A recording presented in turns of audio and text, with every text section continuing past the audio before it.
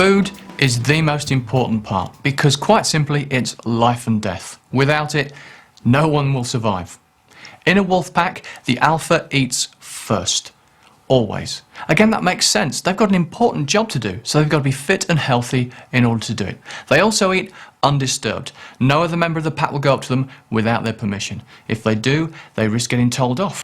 Who said you could do that? Get your filthy paws off. So if they know it's good for them, they will stay away and allow the alphas to eat in peace.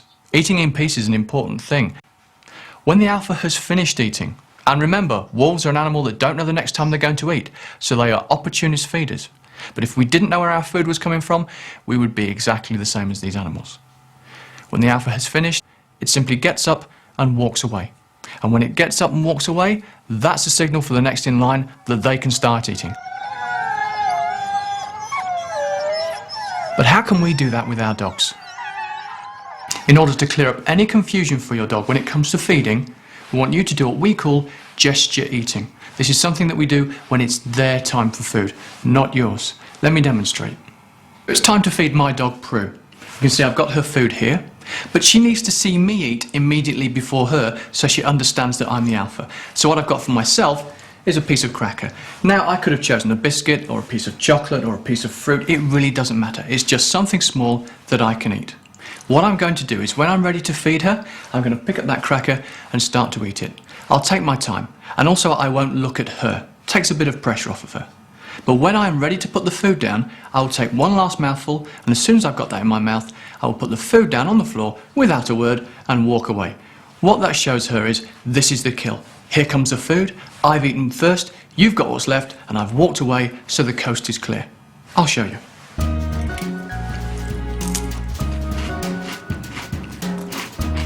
You can take your time, especially if it's dry. But last mouthful, here I go.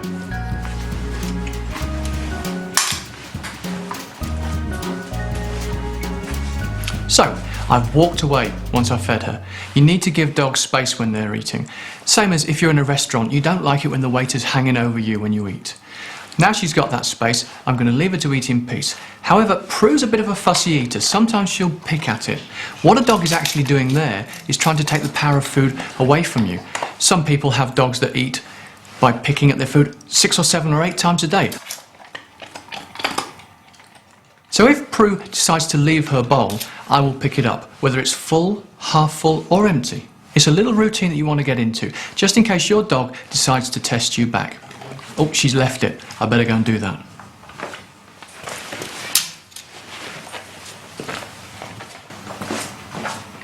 So I've taken it off her, and she's not going to get fed again until it's the next time she's due to be fed, so she gets the consequence of that action.